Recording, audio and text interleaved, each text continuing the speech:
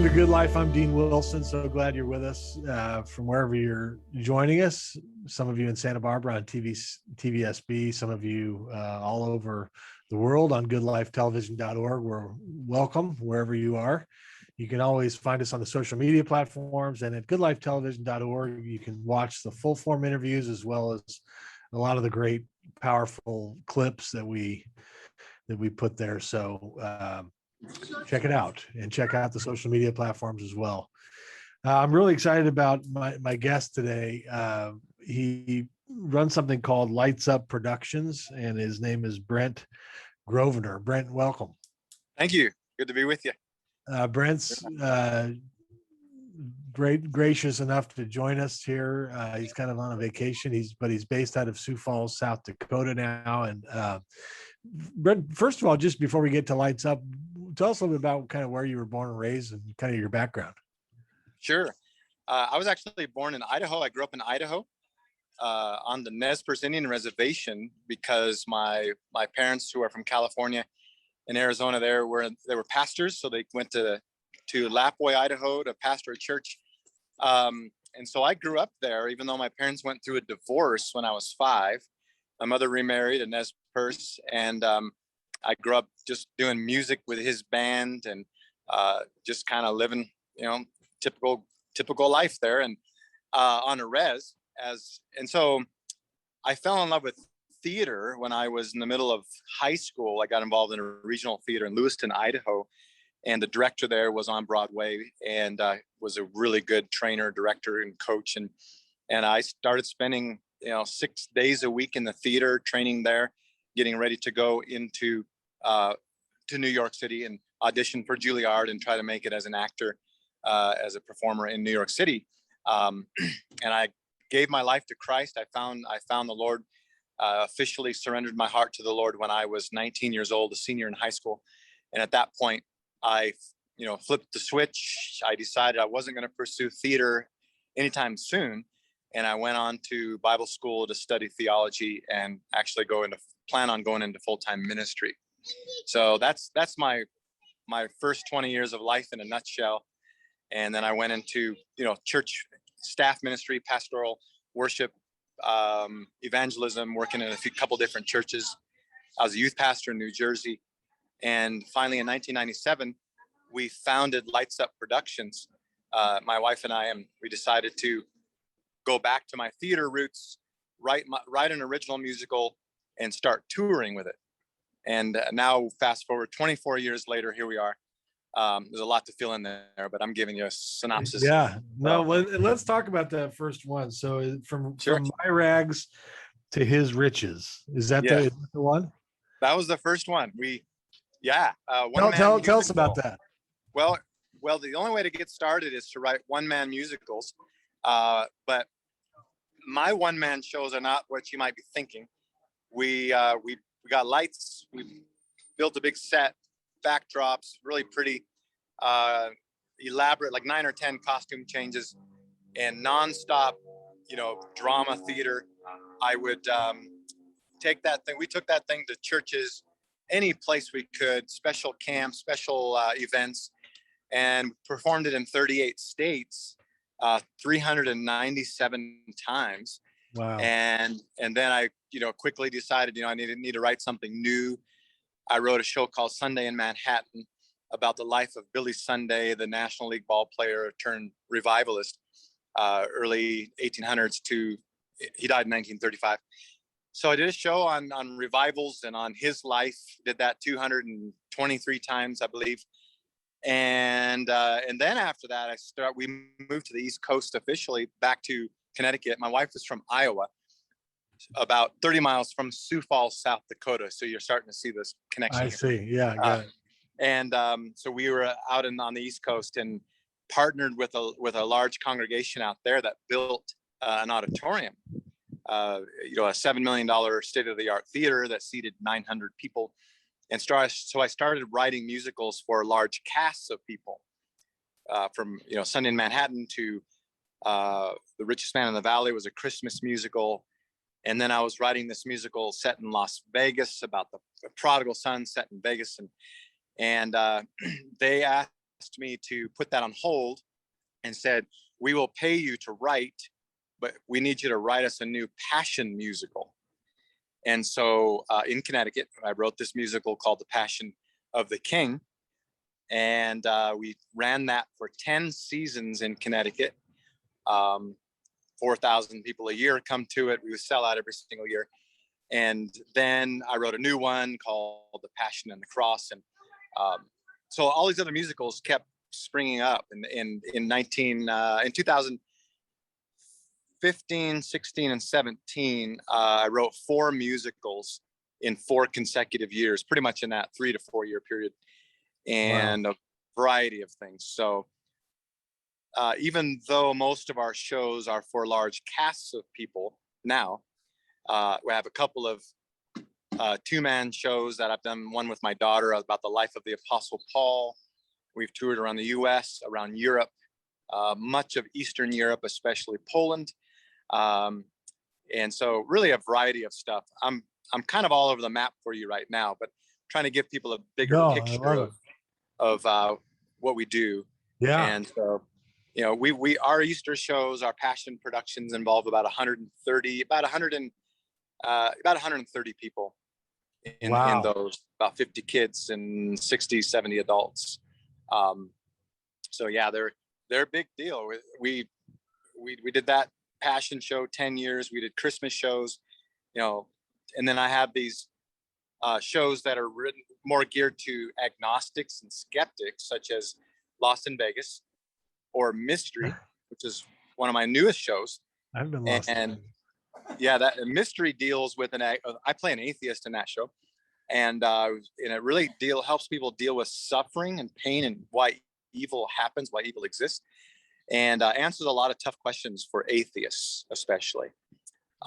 So anyway, musical theater, a variety of shows that touch on a variety of topics or biblical perspectives on things, or just taking a biblical, like, you know, the Gospels of the Book of Acts, and bringing it to life in a relevant way, so that people who have never been to church and never read the Bible in their life would understand it, you know, right? Yeah, and find it personal for them. Yeah. So.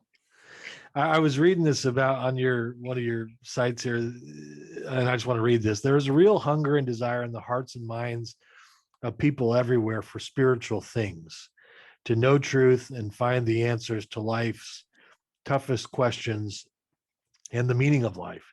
Musical theater is one of the best mediums for helping people in that endeavor. I think that's so true. And what a powerful medium that you've latched onto here, to answer questions, ask questions, I'm sure. But so talk a little bit about that, just the power of this medium. Sure. I explain it like this. The Bible is predominantly narrative already. A third of Jesus's teachings were parables or stories. And so storytelling is already the very, very best framework to work with, in order to present the gospel, or, you know, Christian theology, or God's truth and God's message of hope and healing and salvation and so on. So then you add music. Music is part of the DNA of every, you know, aspect of the human race. I'm yet to know of any culture, whether it's a first, second, third world culture, that doesn't have music as some part of the culture. So music is, I say it like this, God has designed us to be creative already, because he's creative. We're image bearers of him, to have wonderful imaginations, which is what drives us to discover and explore and learn and create and invent and so on. And so you wrap all that up in musical theater on a stage, which is now live versus you know, a movie or a pre-recorded thing, which is also good. I'm not denying that. But live musical theater, you have all of the elements. It's personal. It's fresh and right there and live and happening in real time. Then there's music, and you can communicate truth to an audience through song and poetry and art in a stylized way, in a way that nothing else can. You can't do it any other way any better. right? Wow, that's And I've shared this with apologists and philosophers and theologians. Uh, I'm a fan of all of it. I'll listen to, the C.S. Lewis or the R.C. Sprouls or the Os Guinness type guys all day long. But the average person isn't going to walk into a building or a sanctuary and listen to Os Guinness. right. In fact, the average person isn't even going to visit a church anymore in Western cultures.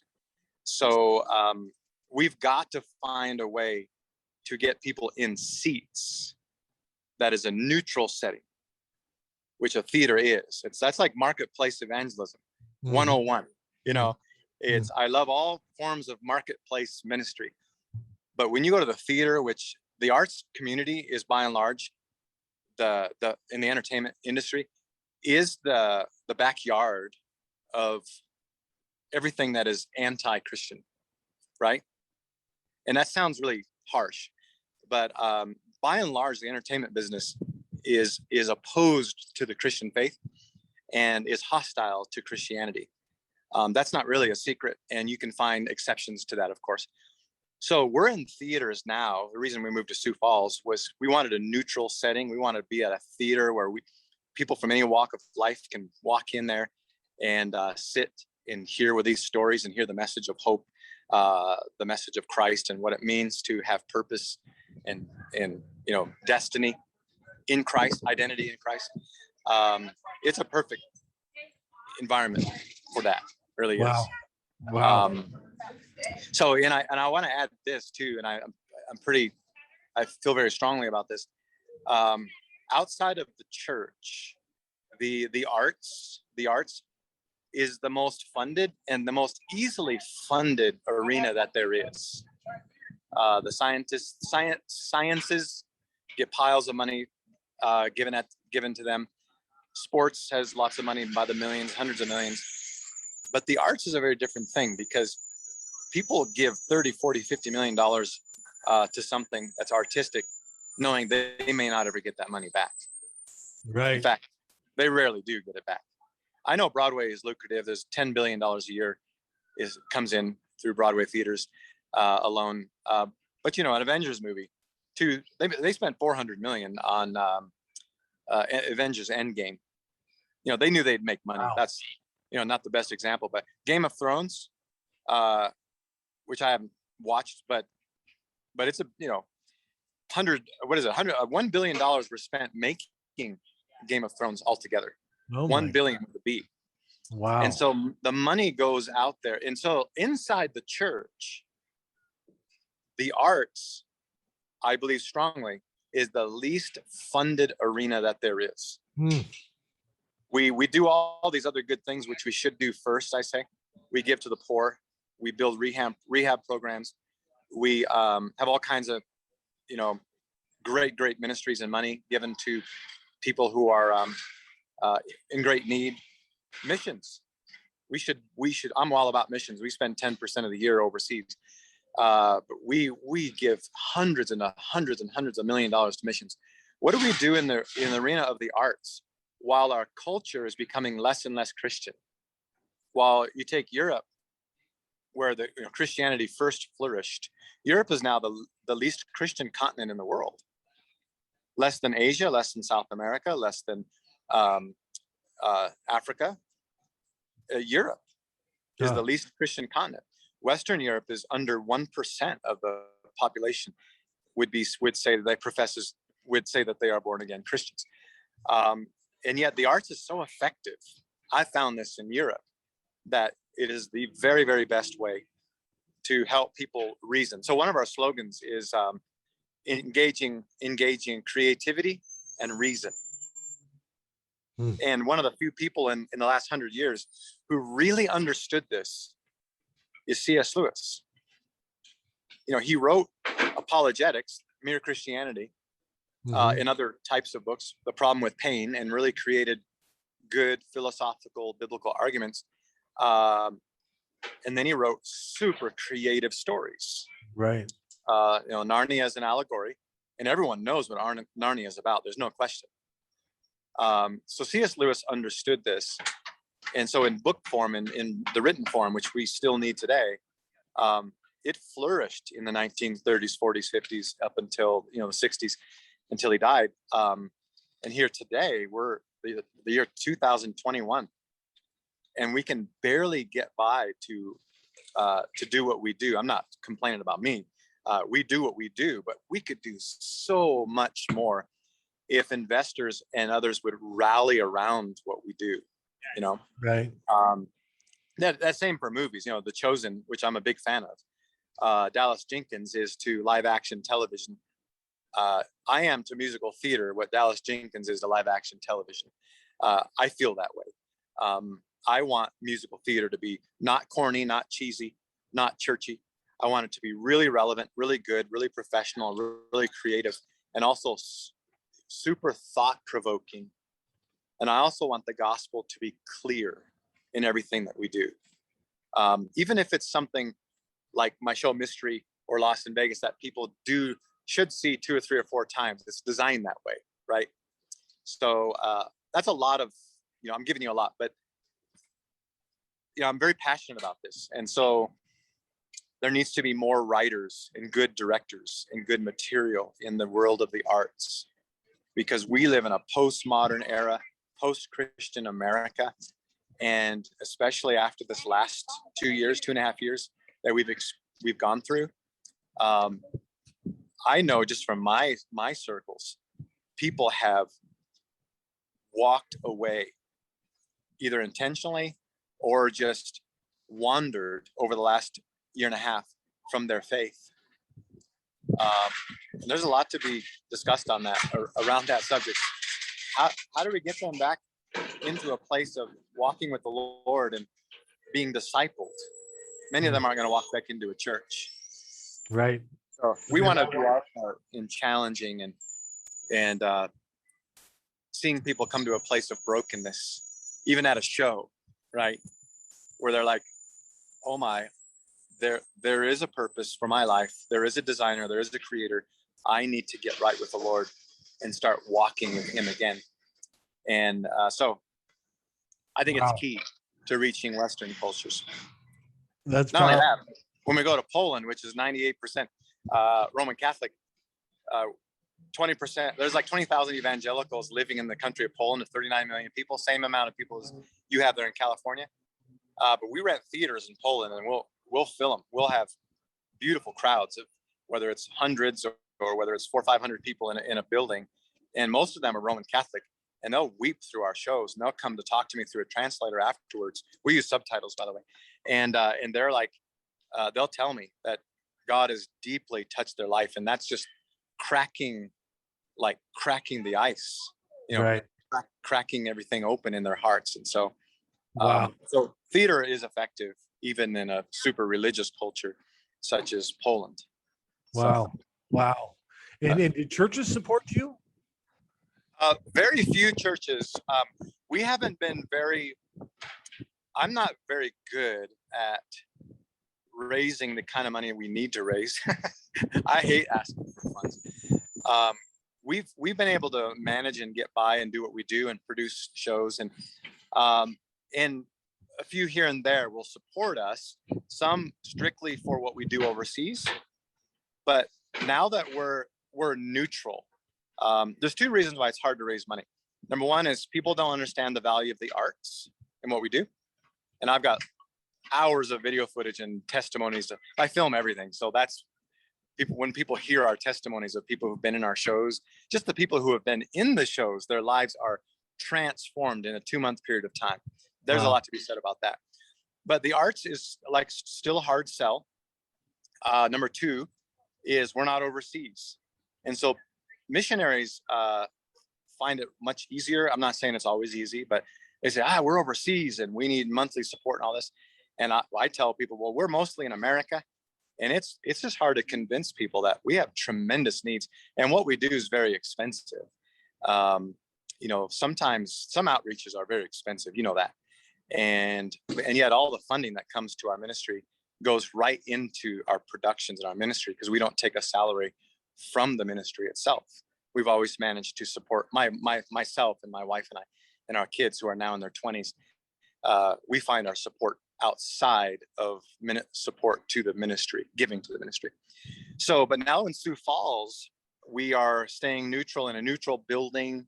So we're not connected to a local, we're not doing shows in a single church. And so what that has done is it's allowed people who are maybe of a different denomination, or whether they're Lutheran or Christian Reform or Baptist or Pentecostal, to get behind us, because they don't feel like we're just, which is a terrible thing, but this is the reality of how it is. We're not attached to a single church or denomination.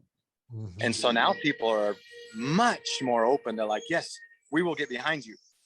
And so we're working on raising monthly support so we can rent like a 3,000 to 5,000 square foot facility. And that facility will become our training and rehearsal space. Mm-hmm. Also used for some storage for props and costumes. And then once we have that, things in Sioux Falls alone are going to explode for us, because the amount of people that ask me, will you do some training for young people? Will you do, can you do more in Sioux Falls and then do more training, or preparing to do shows back in Europe, especially Eastern Europe? And my answer is, we're crippled because we don't have our own space. Oh. So when we do these big shows at the Orpheum Theater downtown Sioux Falls, next one is this coming September. We're in rehearsals now.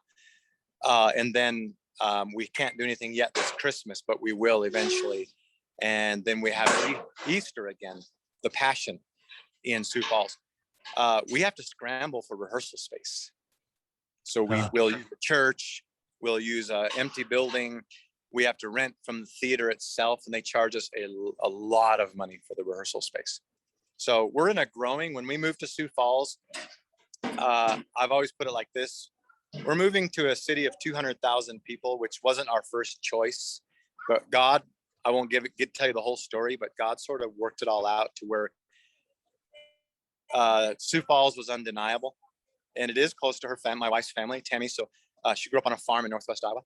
And so that's nice. And there was sort of a drive there initially, but we could have moved to Nashville. We could have moved to Charlotte. Washington, D.C. would have been a good international kind of hub. But we're in Sioux Falls, and we really believe it's the right thing. We did the Passion last year for the first time.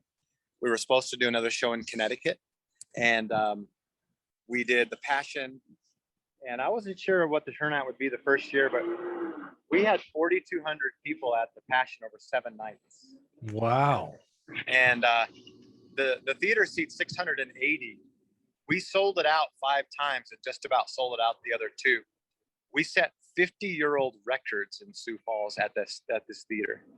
Wow. In other words, people said to me, we have no idea when the last time this theater was sold out, packed out. And they say it was probably, in the 1960s, 70s when that happened last. Wow. So that's great. It's really amazing. Yeah. So we're kind of in a building, rebuilding, or I should say building, expanding and growing place. And we're going to build our team, stay focused in the center of the country. And ultimately our goal is to own our own facility, our own theater, I should say. And all kinds of things could happen in and out of that theater, besides training young talent who really have no place to go. There are very few colleges I would recommend a young believer to go, because they generally get eaten alive in these environments. Right. And to do all kinds of productions and events, or even post-production events, like you do a show like Mystery and then have a special speaker for agnostics or someone to come and have more of their questions answered, worship events. And so I've told pastors this: imagine a building that's not considered a church building, and yet all kinds of ministry and Christian things happen in that building, not just on Sunday mornings, but virtually nearly every day of the week. Right. You know, in fact, a church can still meet there. The general public would not drive by that building and say, oh, that's a church. Right.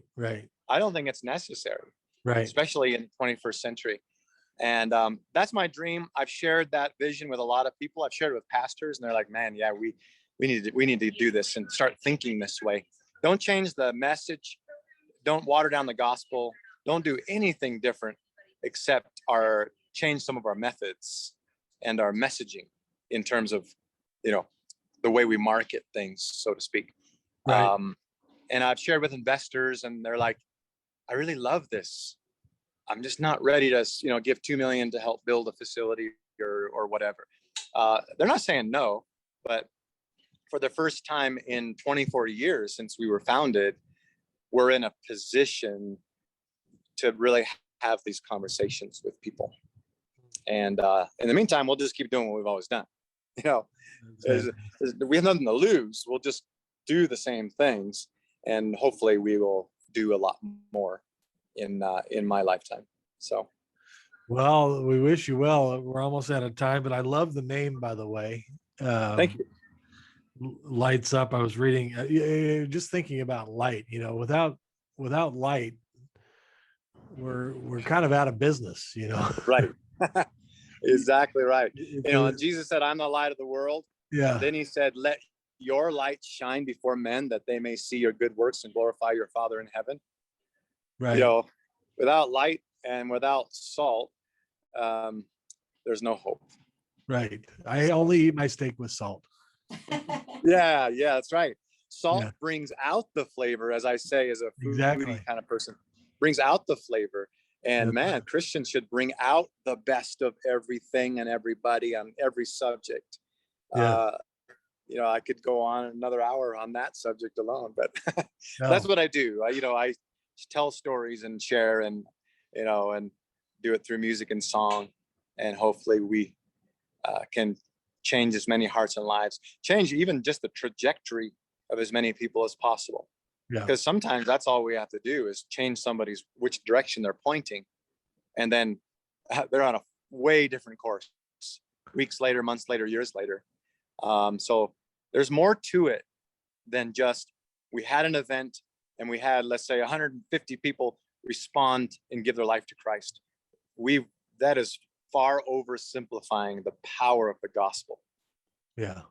There's a lot to be done, and right. Some water, some plant, some disciple, and we just all have our part. So yeah. It's a very exciting project, very exciting vision, I should say. Brent, it's great to meet you. You're a fascinating and wonderful guy. We'll be praying for you in Sioux Falls. Hope you get the building. If we have any ideas, pass them on. Amen. I appreciate that. Our next show is September 10th through the 19th, Lost in Vegas, downtown Sioux Falls. Anybody knows anyone out in the Midwest, Omaha, Minneapolis, send them to Sioux Falls. Sounds good, man. Yeah. Thank you. Thanks for coming on. We appreciate it. You bet. And thank you. God bless you. We'll see you all next time. All right.